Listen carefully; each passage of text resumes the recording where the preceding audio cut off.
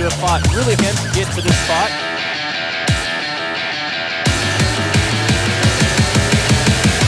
Really strong play. I don't think this game's anywhere near over.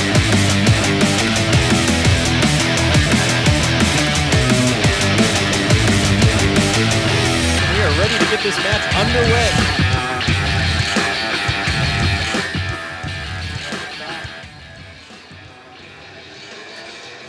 Sorry about that. Welcome back, everyone, to Lock and Load 2014. We are about to start the semifinal matchups for Iron Gauntlet, where we will crown the first ever War Machine Grand Champion. War Machine and Hordes. War Machine and Hordes. Yeah. Iron Gauntlet Champion. Yeah, World Champion right here coming up. So with our semifinal match, we are focusing on Brandon Kading and Jason Watt. These two competitors have fought their way through both the preliminary and the quarterfinal matches to come to this semifinals match. We have a very exciting matchup against these two players. Brandon Kading, who has been playing for 5 years now, his favorite warcaster being Fiora, Protector of the Flame, who features in one of his lists. However, Brandon is not using that caster this time around. He's actually gone for Veil, Consul of Everblight, with a Machinations of Shadow theme list at Tier 4, of course, as we see very often with Veil, Consul of Everblight. It's interesting to note that Brandon took second place in our inaugural Iron Gauntlet qualifier event here at Lock and Load 2013 last year with a similar pairing with Fiora 2. But, however, his Legion list at the time was a Callous Wrath of Everblight list. So a little bit of a change up there. Yeah. But Brandon is back and utilizing the same kind of bag of tricks and knowledge of both Protectorate and Legion to take himself to victory. And his opponent is going to be Jason Watt. Jason has been playing War Machine for 9 years, and I know just how long that is quite well because I remember tournaments back in the day playing against Jason myself. I remember an epic battle between my Protectorate forces and his Scorn forces at a convention in 2006 or 7. So long-time player, a lot of experience with Scorn. You can see there that his favorite warlock is Tyrant Xerxes. But he is also one of our players who has a broad degree of experience and is able to play many factions. Today, both of his lists are Convergence of Sirius lists. He's got a Forge Master Syntherian list as well as a Father Lucant list. For this game, he's chosen his Father Lucant list, and both of his lists involve a Prime Axiom. This one also has a Corollary, an Inverter, 2 Enigma Foundries to bring back troops, a full unit of Obstructors and a full unit of Reciprocators, a bunch of troops for him to bring back. And then he also has 2 Optifex Directives to provide support. So our game is underway right now, and we've already got things happening with Veil 2 under Brandon Kading jumping ahead and firing her Oraculus at a Ravagore to get an early Spell Slave ability here. An interesting choice as far as things are going. We see the Angelius run with that +2 speed from the Theme Force benefit at Tier 3. Brandon's army is composed of 2 Ravagores, 2 Angeliuses, a Seraph, a Typhon, 2 Shepherds, and a Spawning Vessel at minimum strength. We see the second Angelius run, racing forward with that +2 speed again to get far up the field. Very impressive there. The scenario our players are playing today is fire support for this semifinal match. Fire support, you can see there are flags and objectives on the field. A player is looking for 5 CPs or a Warcaster Warlock Assassination. You get 1 CP if you destroy or remove from play an objective. And if you control or dominate a flag, you can get 1 or 2 control points respectively. As usual, you need 5 control points for the scenario victory. You can also win by Warcaster or Warlock Assassination. Or you can also win if your opponent death clocks out and runs out of time. We have seen a couple of death clock victories today as well as players have run out of time. We see Veil moving with a slipstream here, advancing forward. Typhon and Seraph both also ran, and now the Ravagore. They are both safe inside that trench template. It looks like the Ravagore has just run, yes. Yep. We see the second Ravagore running as well, straightforward, burning through here. See Brandon making quick use of the clock during this first round. Try and make sure that he has enough time later on in the matchup where that time pressure becomes more intense. We see the spawning vessel move forward in a classic move. They start stabbing each other in the back to get some corpse tokens into that pot so he can get a lesser in. Brandon calling for him to hit on the last shot. All 3 hit, all 3 kill, and now he's got a shredder and a pot with one attendant left.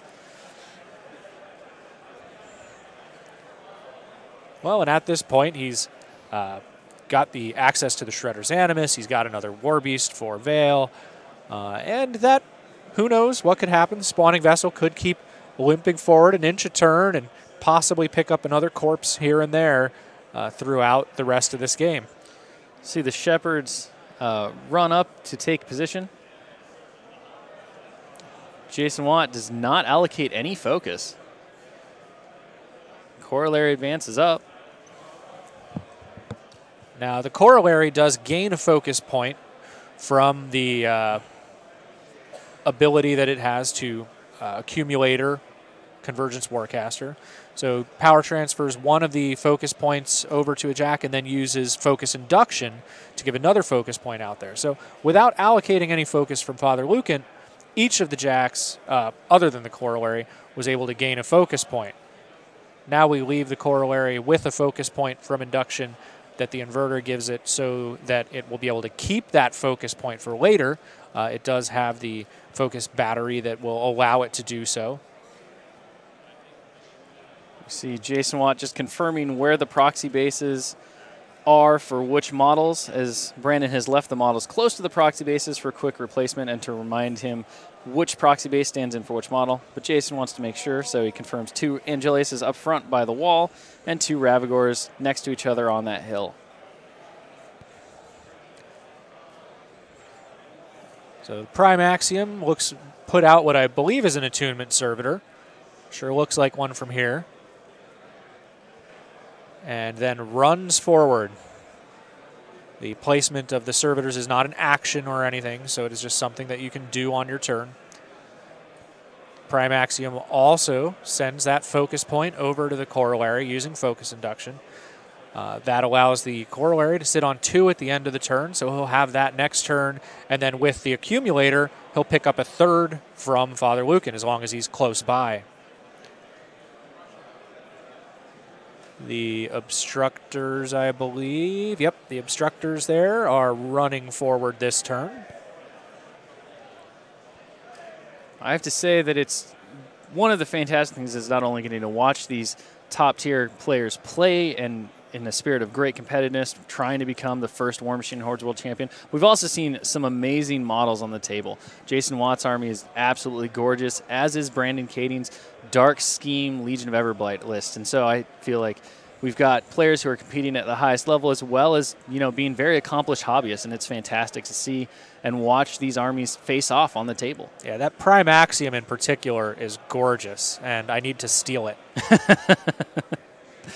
Maybe you can distract him when he, you know, if he gets the trophy. If he can make it to the finals, I think you might have a chance. A small chance, I'm sure. Oh, here come the Reciprocators. They are using the variable ability for set defense, of course, since they don't need more power yet. They are in shield wall. Jason getting carefully into position so that they'll all be able to benefit from +4 armor. It's definitely going to be important for next turn as he's going to face down a decent amount of Legion Dragonfire shooting. Well, that is what the Enigma Foundries are for.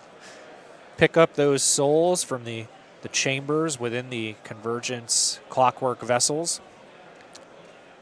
See a run from Father Lucan, holding on to all of his focus. Interesting. No spells going out this turn then. No Watcher.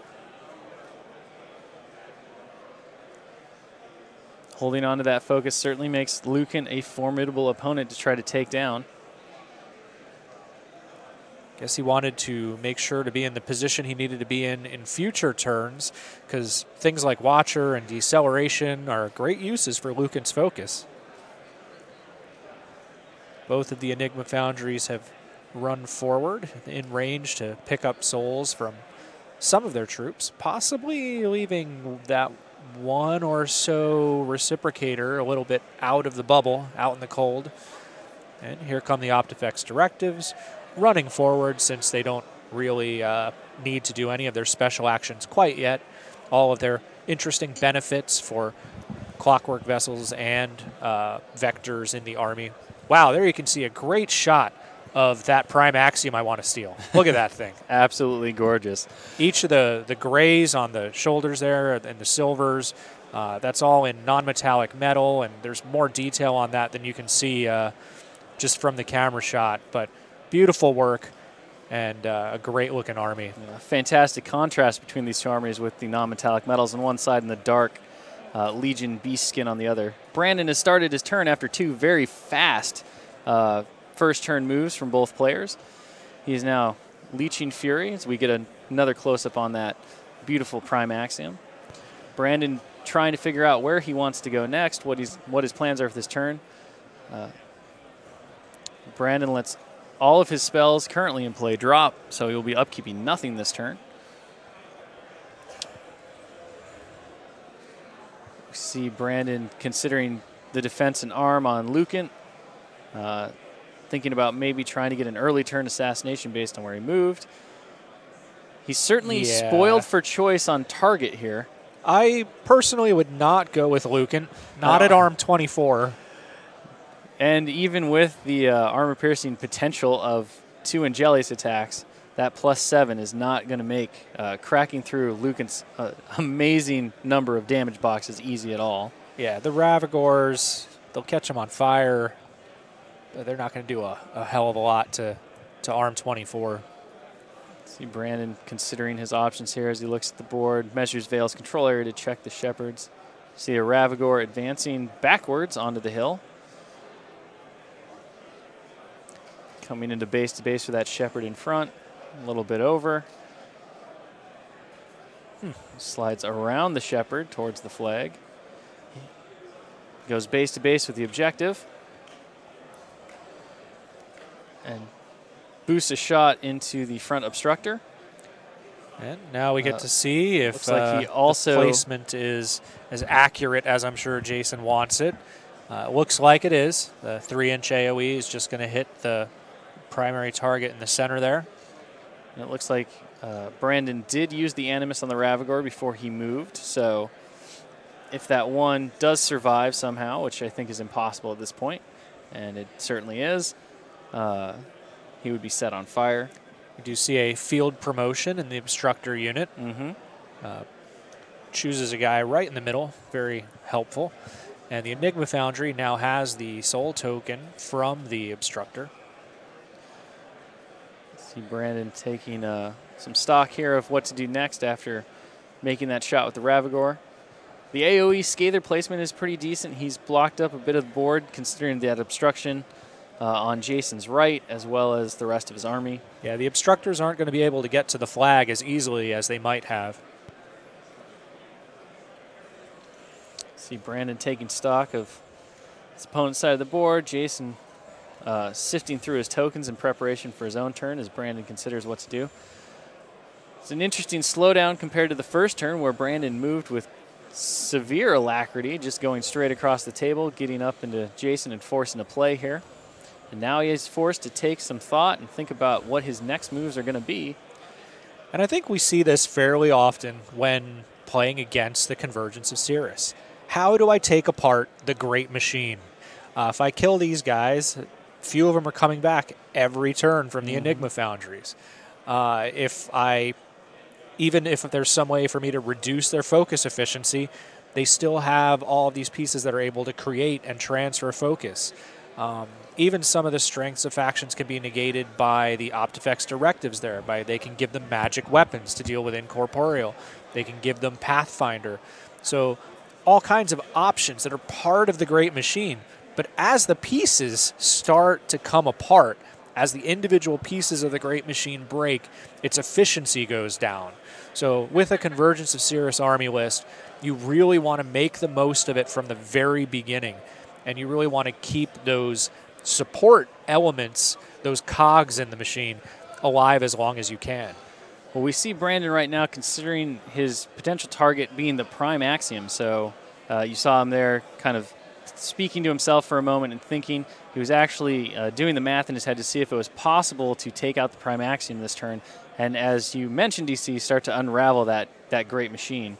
We see the Ravagore advance over, use its Animus, and take a shot on those shield-walled reciprocators. Deviates. Unfortunately, the shot misses and deviates away from anything he wanted it to. Just drops it right there on the hill that they just placed. An unfortunate shot for Brandon there, as putting those guys on fire would have been at least semi-useful down the road when they broke their shield wall formation.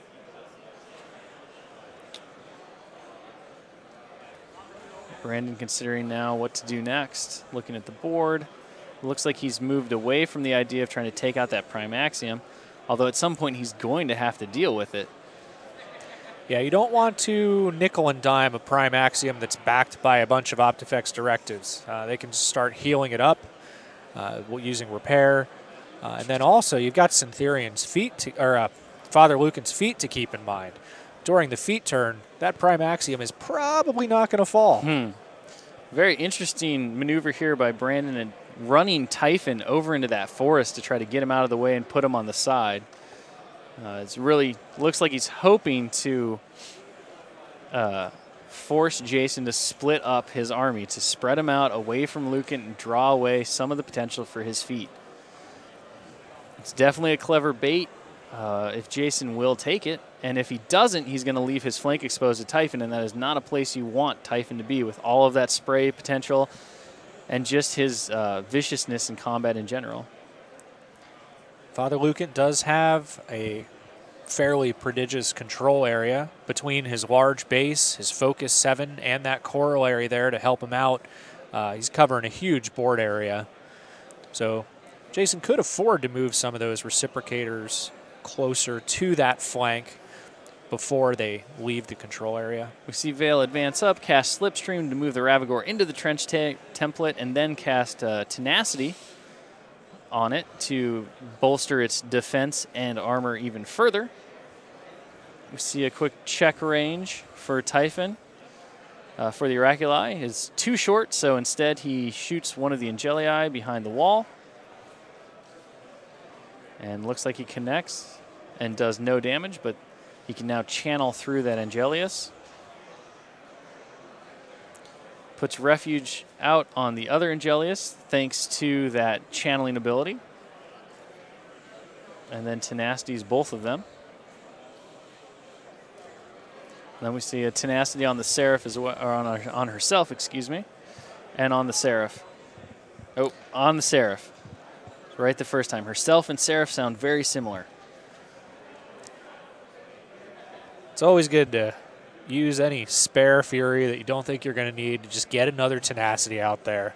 +1 defense and armor. You really can't go wrong. No. It's a fantastic anima and extremely useful in the game of Hordes, since those Fury are just going to hang around next turn and can definitely mess with your beast management, your Fury management on your War Beasts. See that Angelius backing up, moving into, looks like perhaps base to base with the objective. We see a shot. Oh, taking a nosedive down the hill. Taking a shot at the front obstructor there. See a proxy brace go in. Boosted shot hits. POW 12, no problem. Destroys him, and that soul just goes straight back to the Enigma Foundry. And we see a refuge to the other side of the Ravagore. So getting into position to threaten both legs here at this point. Still remaining within Vale's prodigious control area as well, thanks to her Fury stat of 8, giving her a 16-inch range. Then you've also got the ability of the Shepherds. Yep. Which extends it even further. So the next activation here being that other Angelius. Running back into that trench template. Yeah. Looks like he riled for 1 or 2 and then ran there. Brandon doing a quick count of his Fury as he decides to activate that Seraph. Seraph advances up into base to base with the other two heavy war beasts, creating a wall of dragon flesh in front of Vale, all in that trench template. And all with tenacity at this point, so +5 defense, +1 armor, immunity to blast damage originating outside the trench. We see the Shredder go rabid and move into the trench, and then tenacity Vale. Looks like he might not be fully in the trench template. It's hard to tell from this angle. But overall, Brandon has two very formidable War Beast base at this point. See the Shepherd activate, move behind that trench template with all those guys and pull the Fury off of the Shredder to make sure that he doesn't go over and have to worry about a Frenzy. See a request for a check on the kill box from Jason Watt. Vale is indeed well fine. out of it, or within it.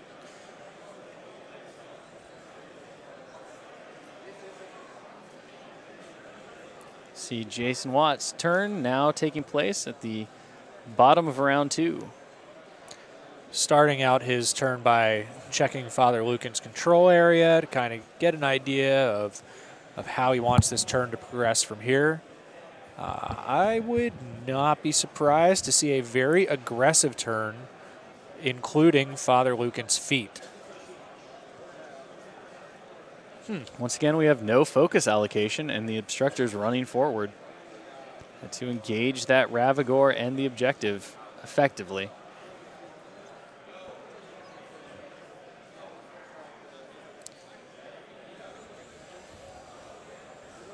Jason being sure to let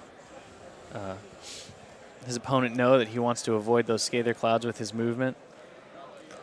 Being careful to take the measurement to go around them. Checks his facing to make sure that everything's square there. So that last Obstructor running forward. Kind of making a little cordon around the flag. Does have the commanding officer of the Obstructors right towards the front there. So these back guys are going to have to get up nice and close to the unit leader. That Scather has done its job for sure, forcing that unit to take into account kind of a V formation, which is pretty spread out.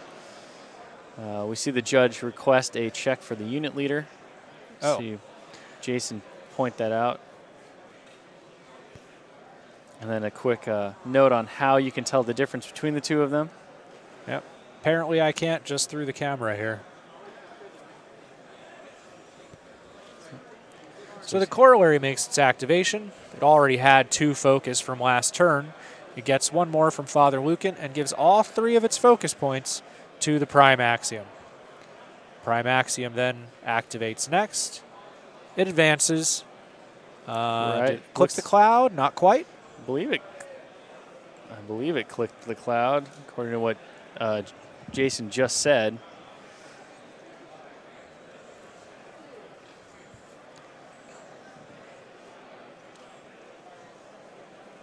So deals 2 damage with the harpoons on the objective. And now firing the Accelespiker also at the objective, I believe. Yep. Boosting damage on this shot. Objective has 4 points on it. Boost damage again. Boost this damage roll. So that's 8, I believe. Yep. Final shot. -7 on this. Does nothing.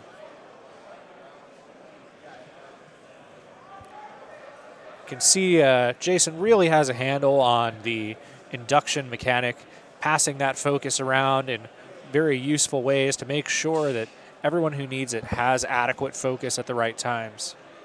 All right, so after 6 shots in a round where Jason started to worry that he wasn't going to be able to destroy that objective, which he rolled very, very low on the last 3 shots, though he was 7 off on 2 dice, and only managed to deal 3 more on the additional 3 shots. So we see a check for line of sight here. Let's make sure that everything is lined up properly as Jason declared he wanted it. The objective only has 4 hitboxes left thanks to Jason's inability to roll higher than a 7 on those last 3 Accelespiker shots. Father Lucan, as we anticipated, heads a bit closer to the action and uses his feet. So this turn, it will be difficult for the Legion forces to do a lot of damage to the Convergence forces, thanks to Clockwork Reinforcement. His friendly faction models gain +4 armor, and when they make repair skill checks, those automatically succeed. We won't probably be seeing any repair skill checks right now. See that Enigma Foundry come up and put all those models that just got destroyed from the Obstructor unit right back into play. Yep, keeping that Clockwork Force at full capacity for the moment, keeping that great machine running.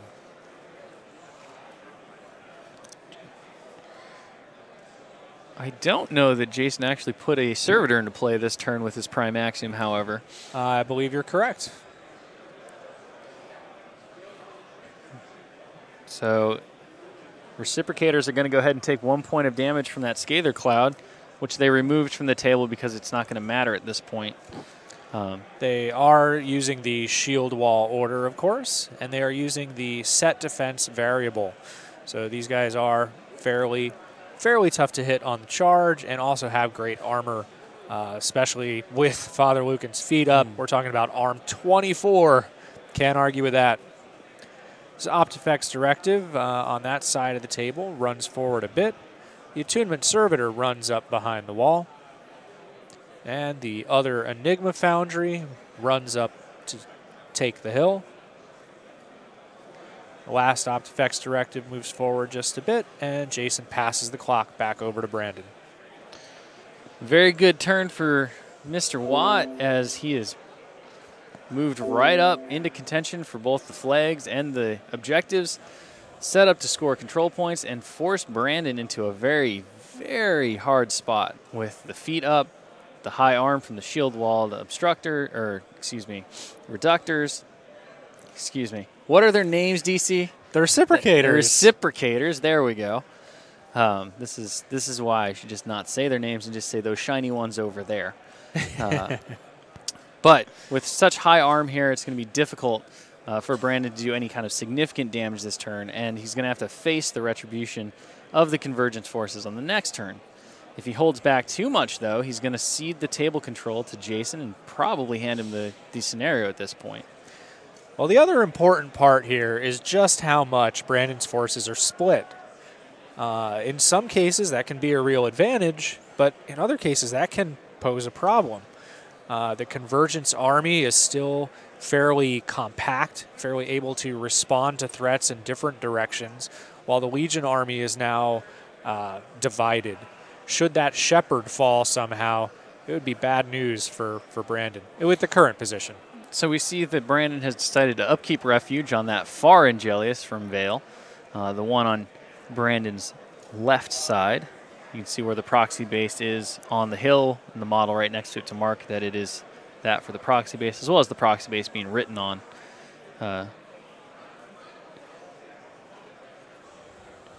Jason asked Brandon if he would prefer to have a token to remind him that the medium-based Convergence infantry have set defense from their variable weapon ability. Brandon says he's got it. See the Angelius advance forward. Brandon using his own melee distance to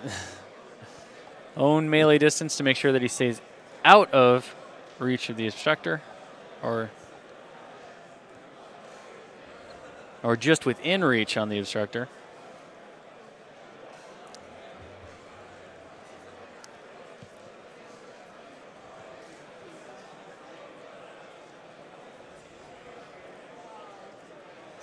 So we see Jason asking for a quick control area check to make sure the Shepherd is within Vale's control area so that she can use her special ability, which allows Vale to continue to force that Angelius, which is way outside the control.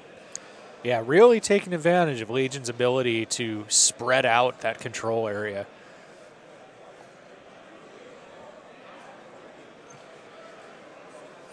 So we see finally that Angelius getting hit after 3 attacks, and manages to crack the arm. See an overtake for 1 inch, and then a refuge move.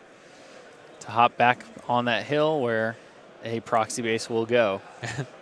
So a lot of fury expended to kill that one obstructor. However, the obstructor was out of the range of the Enigma Foundry, so it will not be coming back. Just a small comfort to Brandon at this point.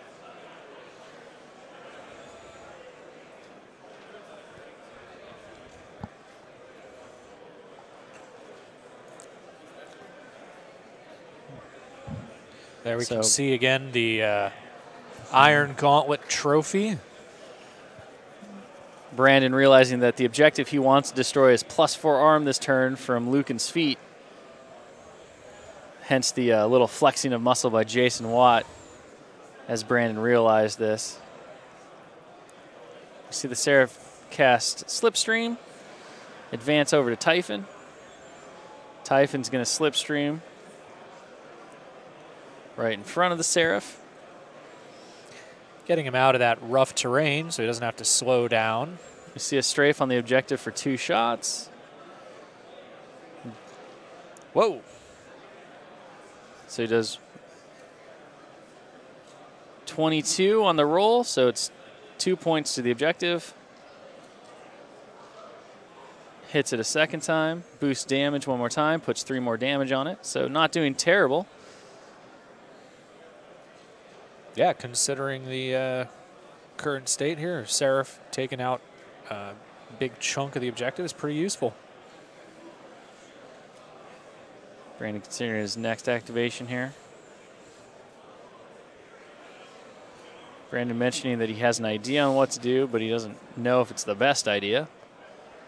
Sometimes, though, you have to take the long shot. A little consideration here. You can see the Iron Arena Hall, where we've moved the Iron Gauntlet World Championship to, is brimming full with people playing games right now. Both WARMACHINE Tactics beta, as well as games on scenario tables and regular Iron Arena tables. Even on this Sunday afternoon after over 72 hours of gaming at this point almost. Yep. And then beyond those tables, off to the back where the camera couldn't see, we've got folks playing level 7 games, some Bodgers games. So we have a lot going on here. A massive 4-fire team event called Operation Crucible for level 7 that's being run by level 7 lead developer Oz Schoonover, which people have been having a lot of fun with. See the Angelus advance forward out of the trench template, take a shot to shoot the attempt, or Veil to shoot the objective with a Miraculous, turning it into an arc node for her.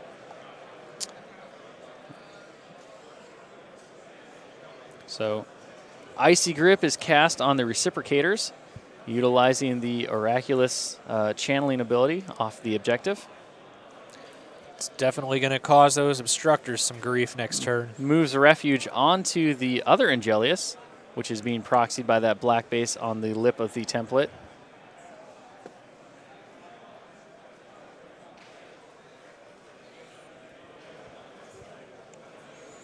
So Icy Grip will reduce their defense and stop them from running or making special attacks, but it will not stop the charge. Means the set defense variable ability is really just going to take them back up to their normal defense rather than providing a healthy bonus against the Legion Warbeasts. Admonition was also cast on Typhon.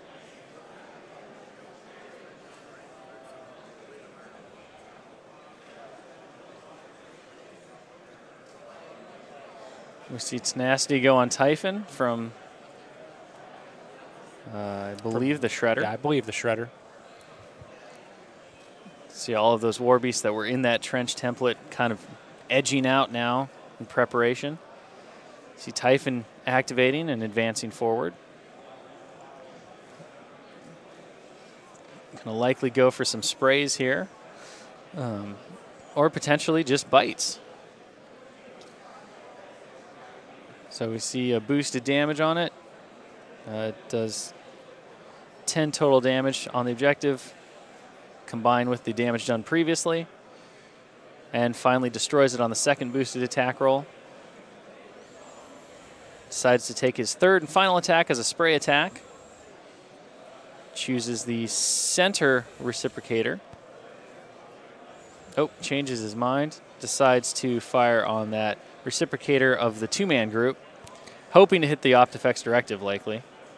Or hoping it's a little bit farther from the Enigma Foundry. 3, however, will not hit. And with their current arm of 24, they're looking pretty healthy anyway.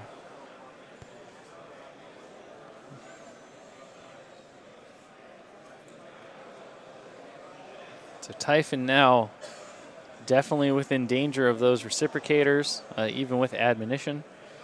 See a charge from the Angelius, charging the middle reciprocator, trying to crack that shield wall. At least drop 4 of the +8 arm that unit is now benefiting from. It's an armor piercing attack.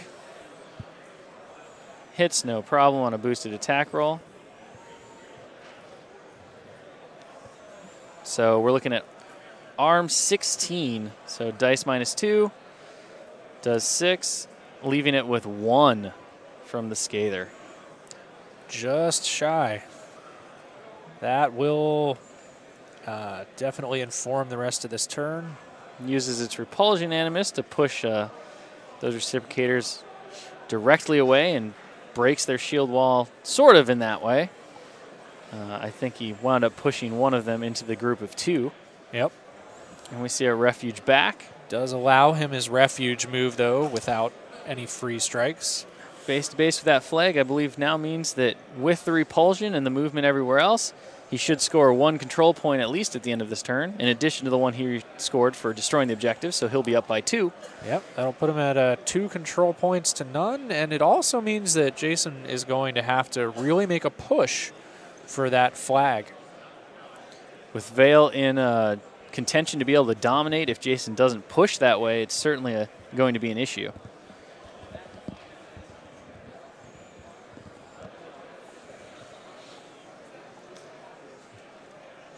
Jason kind of realizing his problem now as he's looking at that side of the board.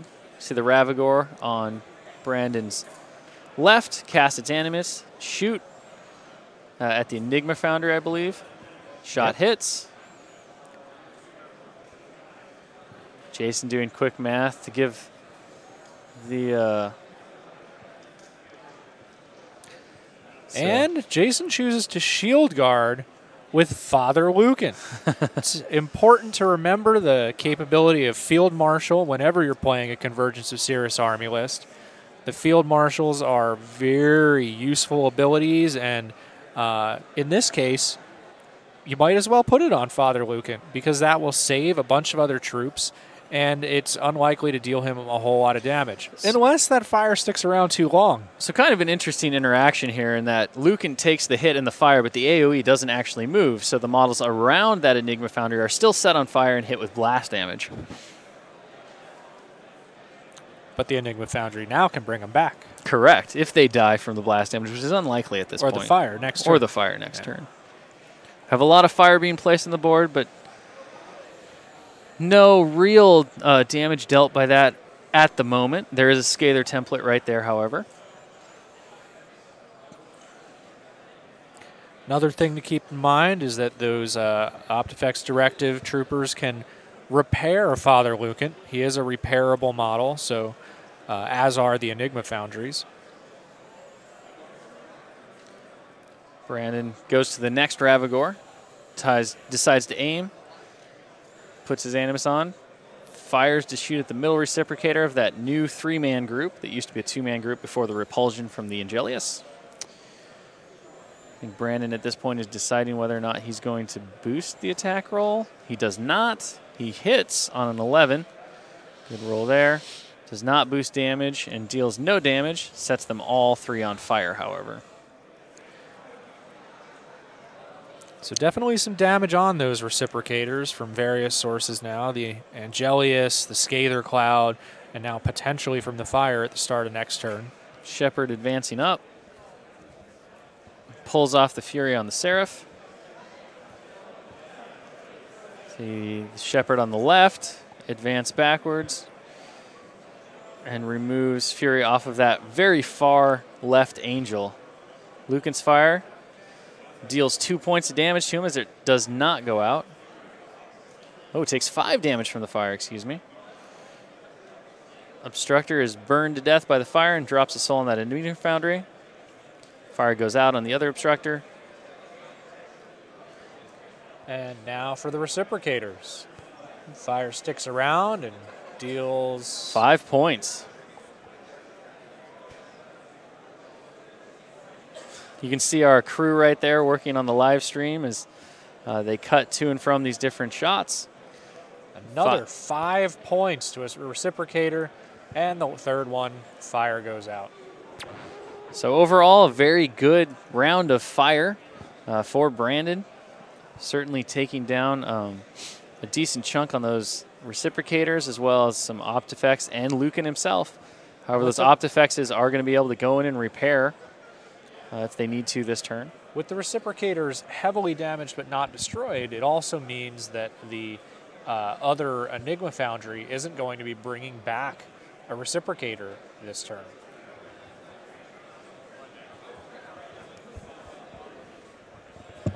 So Jason Watt is now doing some serious consideration on his turn, trying to figure out where best to apply his force.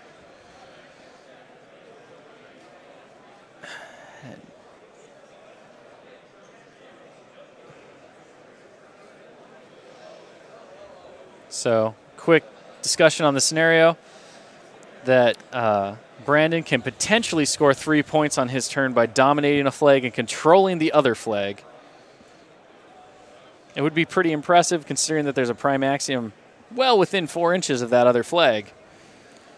Well, at the moment, Brandon is poised to get another control point from the flag he is on, and then 2 from dominating it next turn. So Jason definitely needs to deal with that flag that's farther from his troops, the one that only the reciprocators are really close to at the moment. We see a request for a precise measurement from a judge, where we need to remove the prime axiom to be able to do so. So you'll notice that they marked the side of the base with that die, and now we're seeing a measure of a 6. So Father Lucan will not be able to dominate the flag this turn based on that measurement.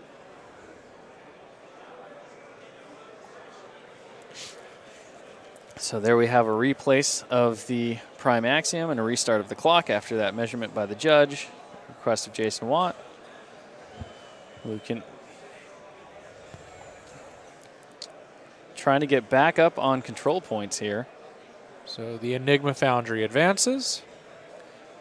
It's going to use its souls and put 2 obstructors back into play.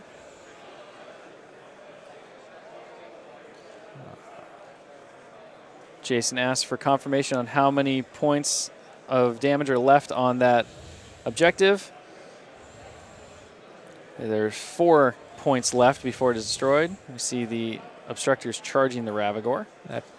So far, 1, 2 charges on the Ravagore. We're going to see 3 and probably a few more on the other side. Yep. Possible, too, that some of the troops that can't reach the Ravagore could charge the objective. Mm-hmm. So a little bit of movement there to make sure the charge lane was in a straight line. Well, and also was out of the free strike range. See a charge on the objective now from the remaining obstructors. So we've got 5 Ravagore charges, I believe, 2 objective charges, and then a couple of runs.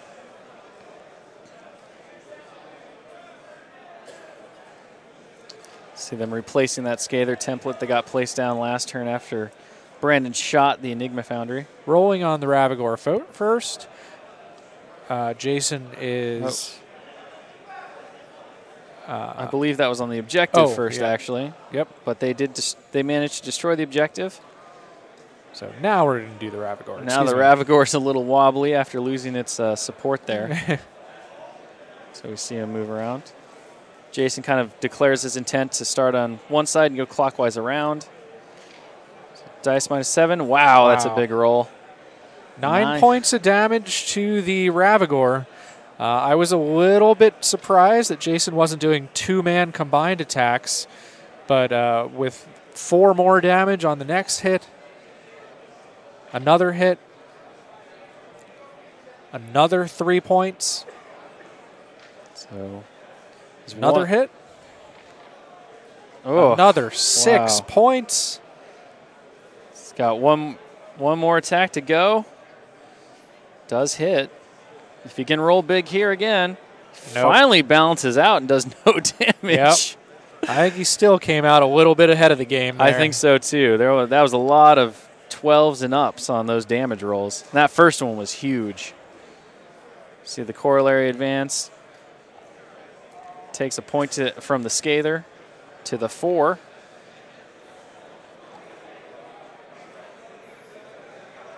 Gets a focus for starting within Lucan. Drops that focus on the Prime Axiom, as well as the one from Induction.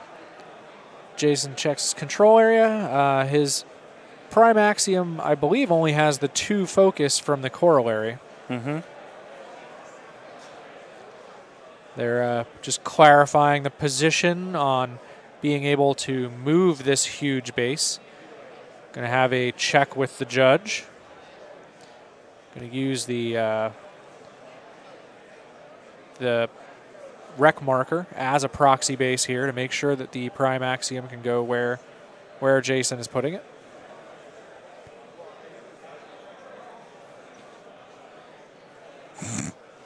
That having a little bit of poor trouble with obstructor the keeps catching the template. Well, they've got the chain weapons there that kind of tend to get a little bit hooked on things.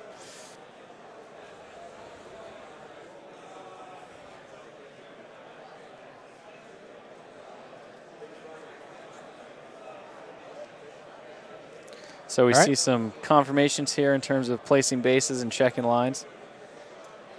So we've got a clear communication between Jason and the judge to make sure that things are the way they seem to be.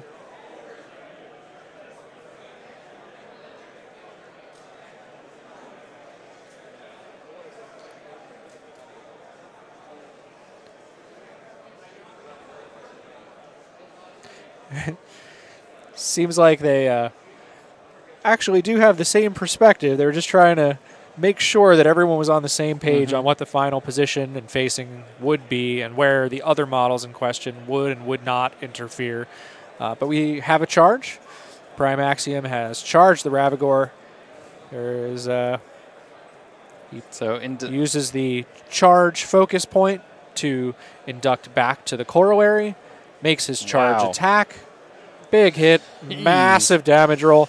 Not that it was really needed. At this point, even a low damage roll from that model would finish off the Ravagore, who's already taken a beating from the obstructors. Still some incredible dice rolling thus far this turn for Jason. Indeed.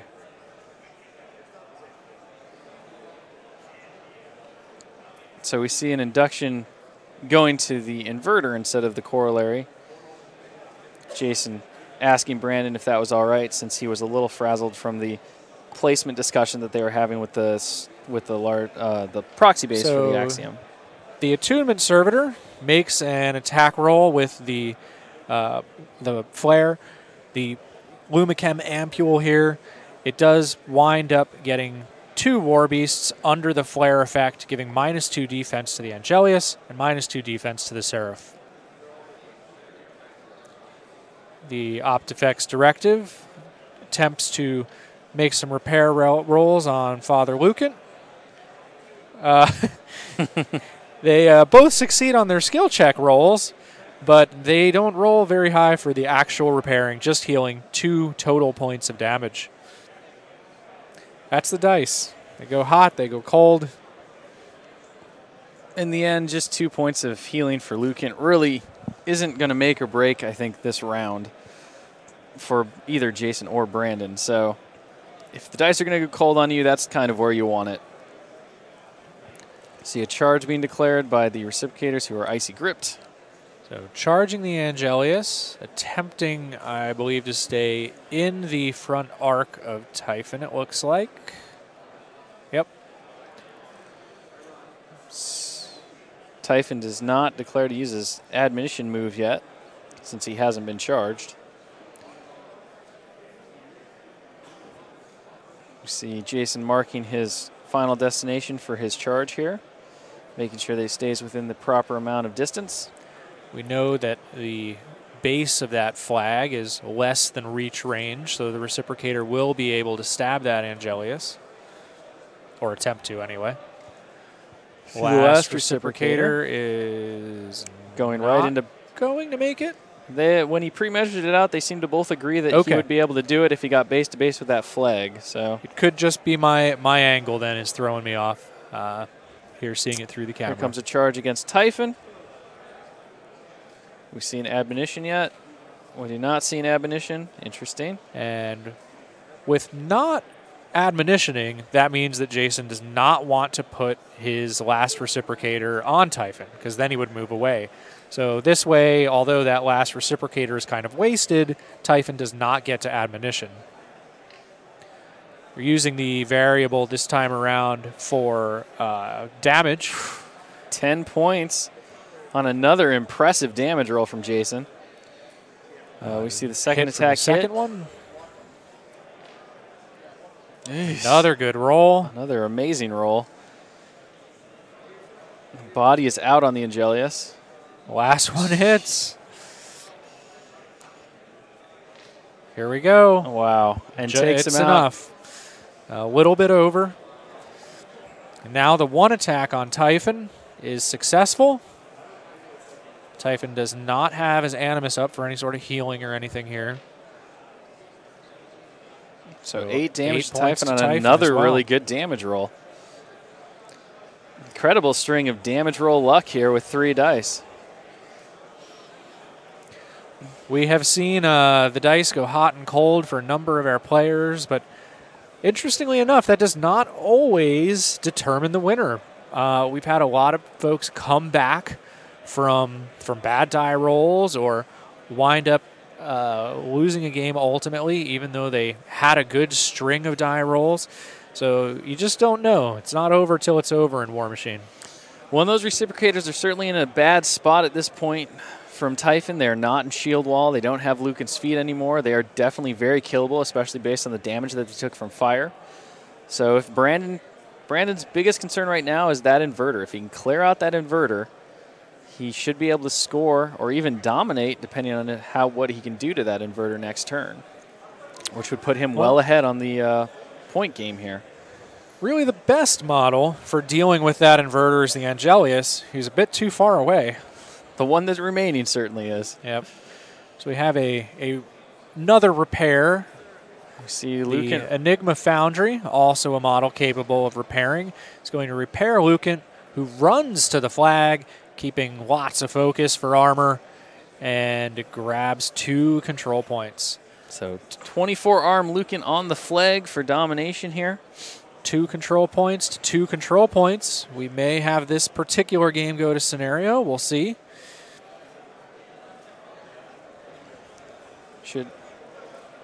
Should actually be 3 control points because Jason was actually able to take out the objective. The objective, yep. 3 control points to 2. Excuse me.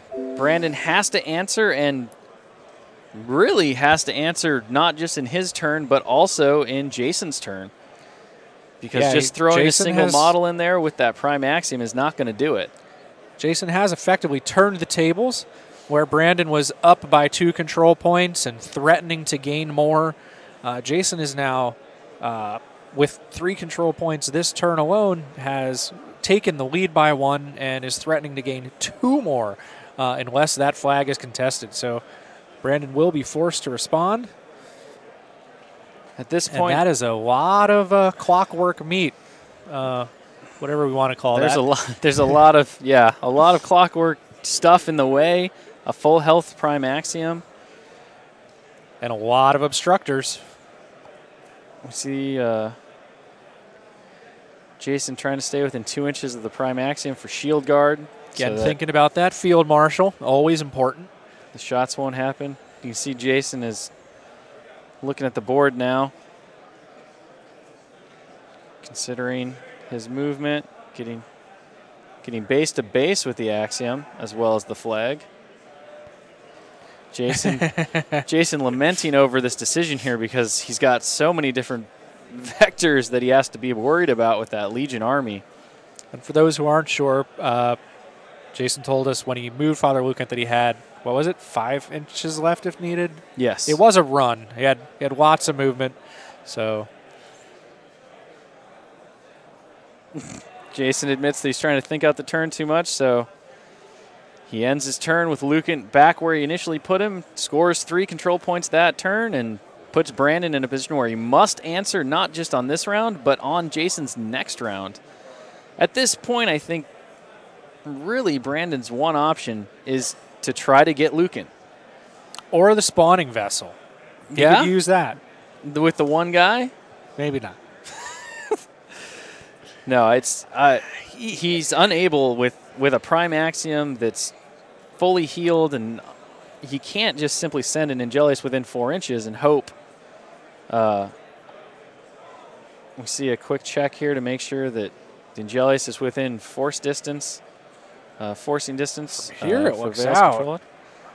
It looks pretty good. Oh, calling the organized play coordinator over, getting a final call. We see William Hungerford peering over the table, asking for the ruler to be held still. This is going to be pretty important here. Wow, it is really close. On the hair's edge. See them taking careful stock of this measurement. One thing that you have to be really careful of with these precise measurements is keeping that ruler as straight as possible, because any incline messes with the actual distance. And so you've got just out. William Hungerford calling that is just outside. Brandon makes his frenzy check on the Angelius, I believe. It passes.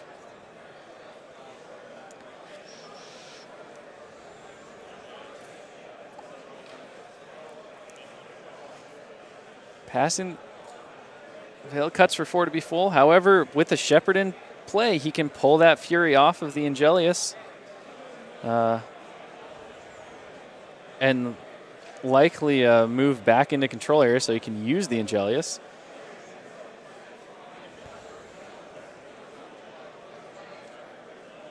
So he still is in the game thanks to not failing that frenzy check. Admonition leaves.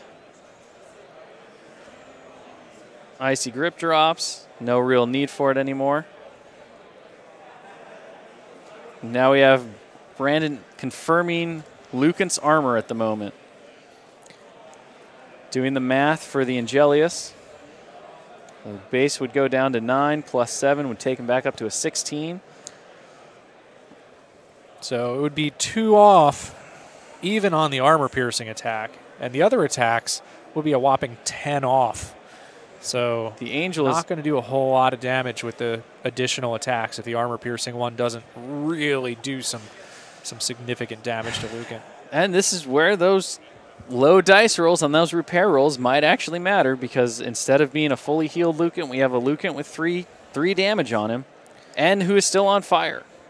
We've also got the Ravagore, but at the same time, that shield guard possibility means the Ravagore is not going to be doing a whole lot.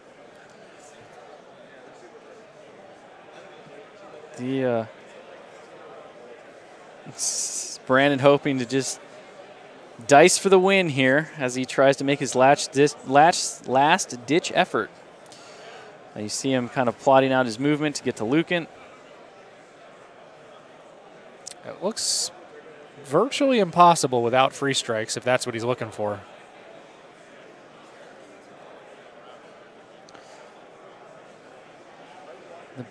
Unless there's room, yeah, no, I don't see how he could possibly do that without taking at least a couple of free strikes. Just doing some consideration here.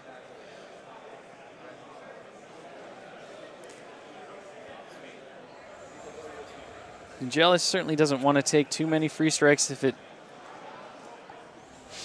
can avoid it. Another option possibly is using the Oraculus somehow. If Brandon could get an obliteration into the middle of that mess of obstructors, that could be useful, maybe. Certainly using the Prime Axiom as the target point for that would be effective. It is facing the right way to get rid of those obliterators. It is not, however, facing properly to be able to target Lucan.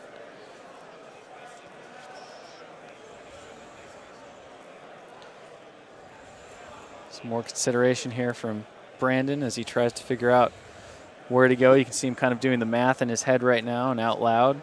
So Jason sits there and waits with bated breath to see what this turn's going to bring. This definitely is the defining turn for this match during our semifinal round. One of these two men will be going on to the World Championship event. Which one will it be? So the options here definitely are try to kill Father Lucan.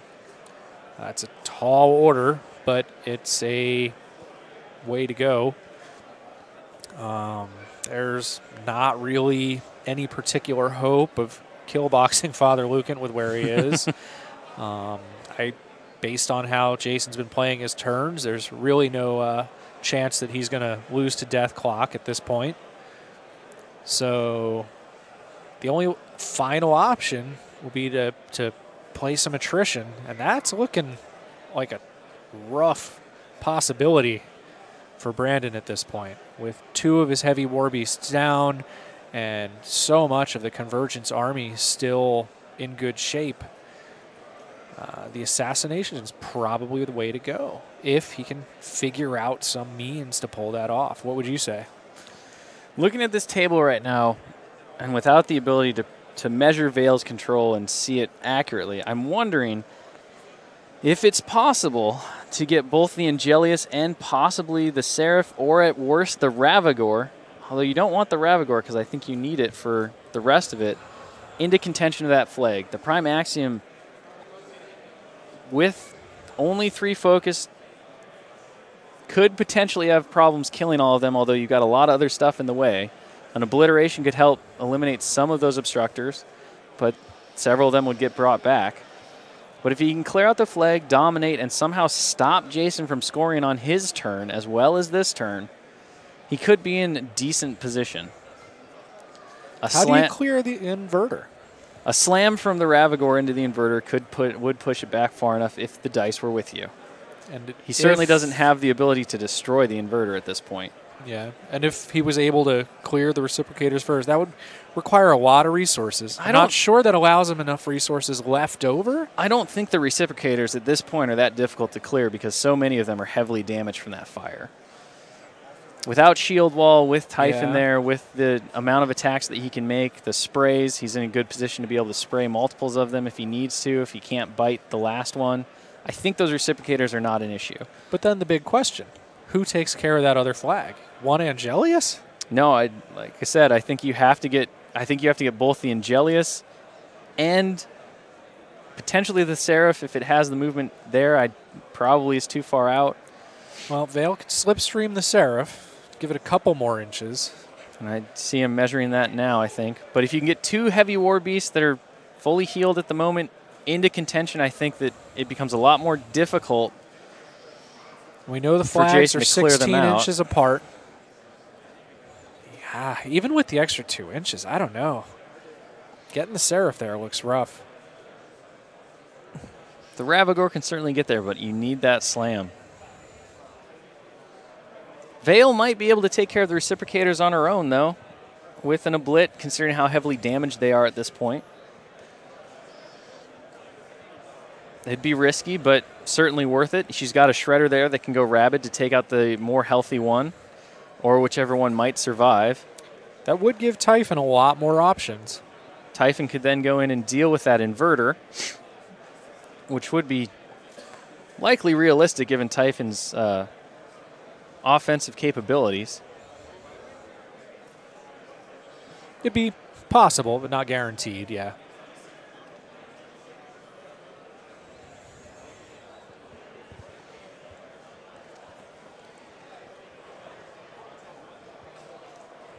A feat from Vale at this point would allow her at least 2 obliterations.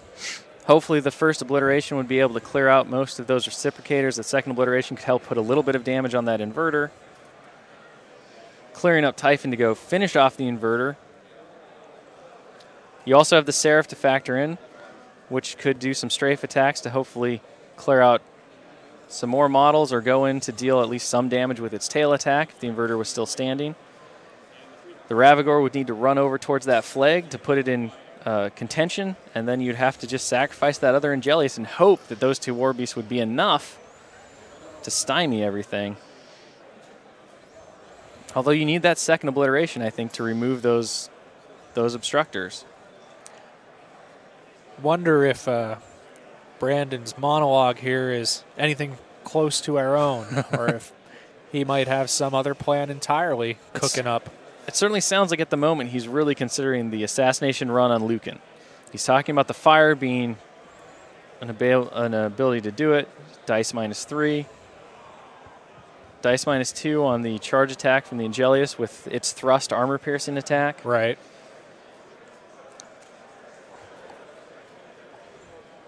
Yeah, that roll would be key, no doubt about it.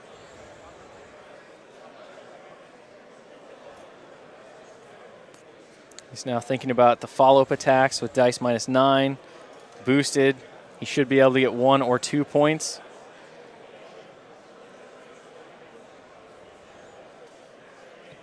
He's now counting on fire sticking around to do 2 more points in this math equation. And when you're counting on a continuous effect, you are not in a great position, in my opinion. Does Lucan have full camp at 7? Lucan has full camp at 7 currently. So it's not dice -9, it's dice -10.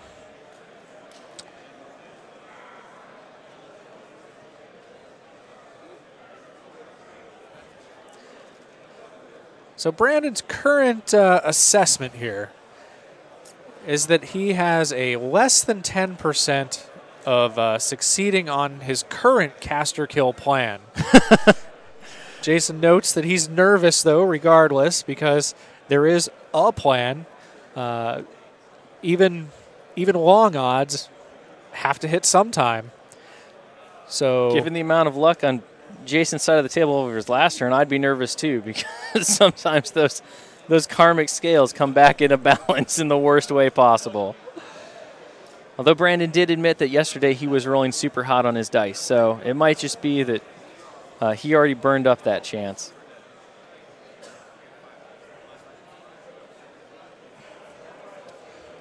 I don't know. I do think that at this point, the assassination run on Lucan is the last-ditch effort.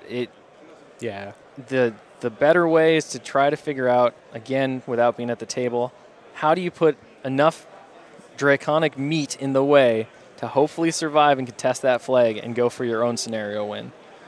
Yeah, the problem is you can do the exact same thing as the Convergence player in this scenario, though. Mm-hmm. Like, if what happens is a whole bunch of dragons just get in the way and then contest that one flag, you continue the attrition fight and contest that other flag. I mean, as long as you can keep Brandon from getting all 3 control points, the attrition battle is going to be impossible. We see the Ravagore get slipstreamed by the Angelius, or sorry, the Seraph, which advanced. Ravagore changed its facing. We see a strafe from the Seraph shooting at the front reciprocator. 2 shots off of strafe. Shield guards the first shot on the inverter. For 0 dealing no damage. Second shot hits. Boost damage roll with no shield wall. Destroys that reciprocator.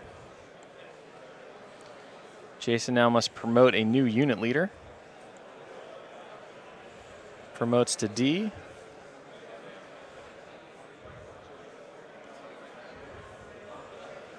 So Jason making sure that he's marking the damage for the new leader appropriately.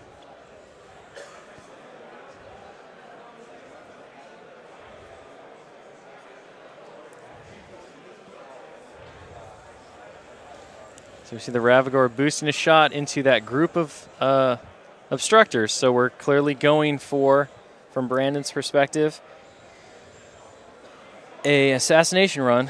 A boosted blast damage eliminates both of the blast damaged obstructors. So 3 souls go to the Enigma fighter, but that Angelius' path is getting clearer and clearer. See a field promotion. Jason has to be careful about his field promotion here because whoever he promotes is unable to make an attack this turn, which will remove his free strike potential.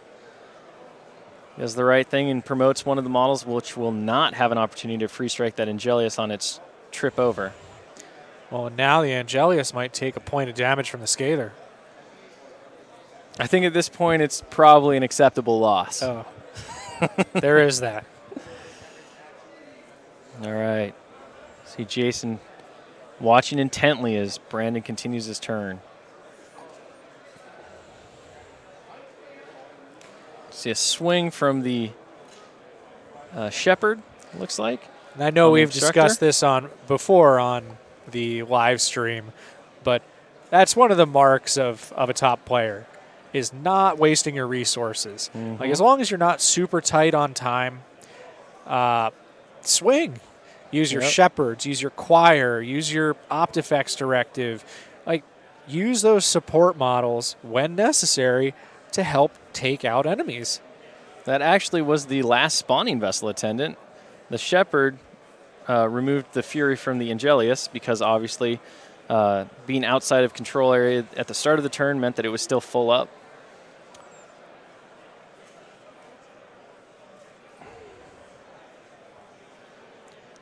Jason probably thankful that he used the Enigma Foundry's action last turn to repair Father Lucan, brought him fully back to being healthy.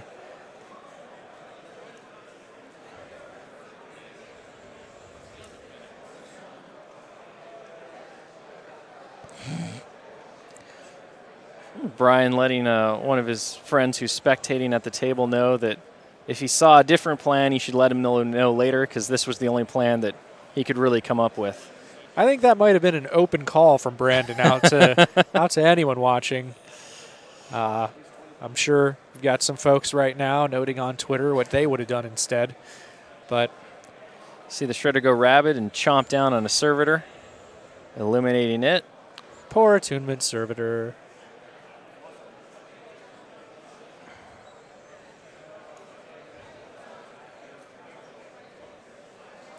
See a lot of table discussion about what this plan hinges on, and it really hinges on that charged thrust attack from the Angelius. Here we go. Vale pops her feet. She puts Occultation on herself. Advances. Walks right in front of an inverter. Fires an Oraculous shot. Oh, she put Admonition on herself, excuse me, not Occultation. That makes more sense.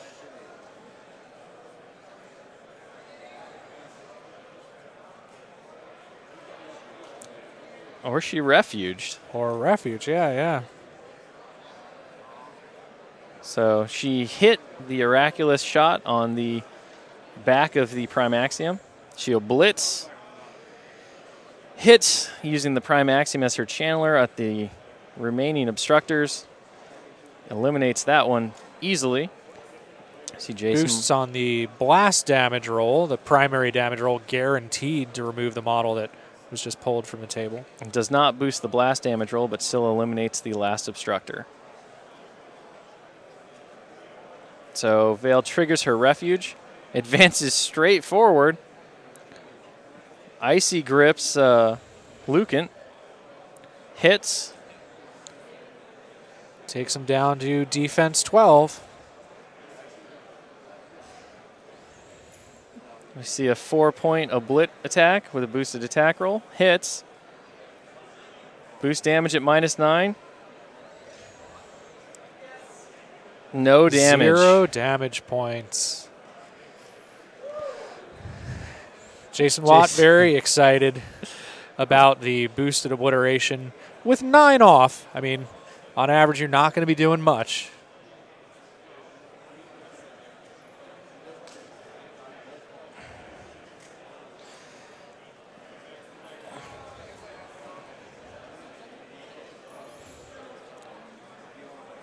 So it's going to be up to that Angelius.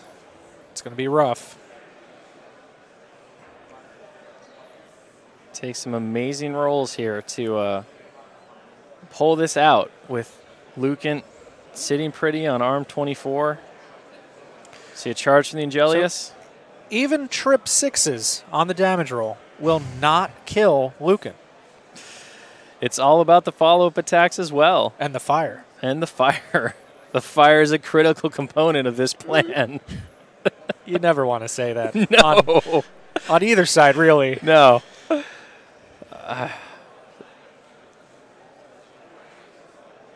So no free strikes now because Brandon was able to clear out all of the obstructors except for the one who was field promoted.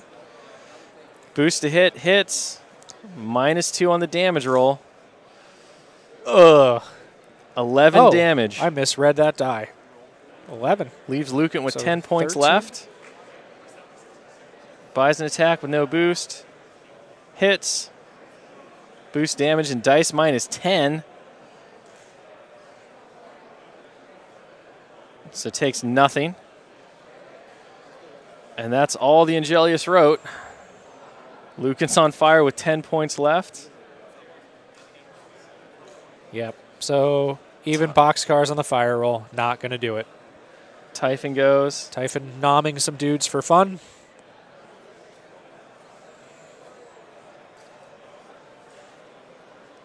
Typhon bites another reciprocator. Hits. Eliminates that reciprocator as well.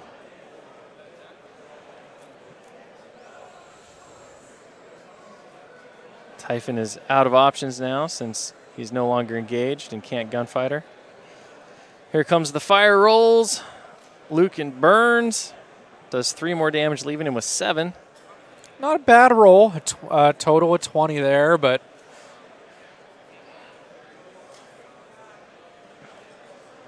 so all Jason has to do is eliminate that angel to win the game. looking at the board position, I can't believe he's not deciding to try to kill Vale. That might just be my bloodthirsty nature. At this point, yeah, I think you go for the easy kill. You think the Angelius is the easy kill? Given everything around the Angelius versus the... Yeah, I think the Angelius is by far the better target at this point. The Prime Axiom can't just, like, turn and mosh her? Def 15 versus Def 14? I'd take the extra point. But the damage boxes, Arm 13 versus Arm 17. 14 damage boxes versus 27? I don't know. I'm going Vale. She's got one transfer on her. That's true.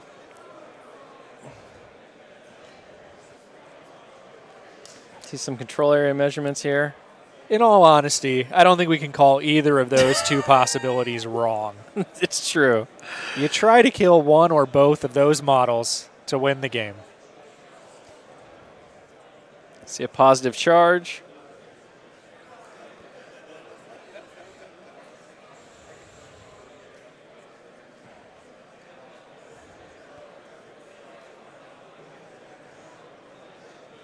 So Lucan forfeits his movement so that admonition will not trigger for the Angelius. Swings.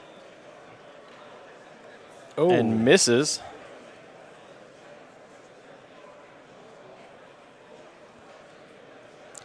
Judge making sure that positive charge was factored in. It was. Makes an attack. Second attack hits this time. With the positive charge is an effective power of 18, so higher even than the Angelius' armor. And boosting damage. Not boosting damage. So it's just 1 plus the roll. It's going to be 6 points. Now those high rolls seem to have gone away. Although with the amount of stuff that Jason's going to be able to bring to bear, I don't know that it'll matter. 4 more damage. It's 10, leaves somewhere around 17. 15 to be precise, at 10 points of damage so far. Wearing them down.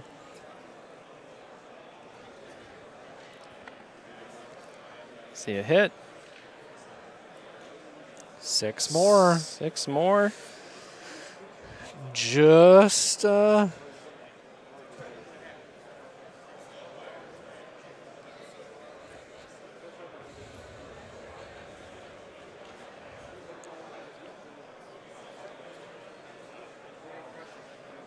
See the Axiom boosting its right-hand shot. uh-oh. And I don't Positive charge gives the +2. think he missed it. He missed it. Needs a 6. Only rolled a 5.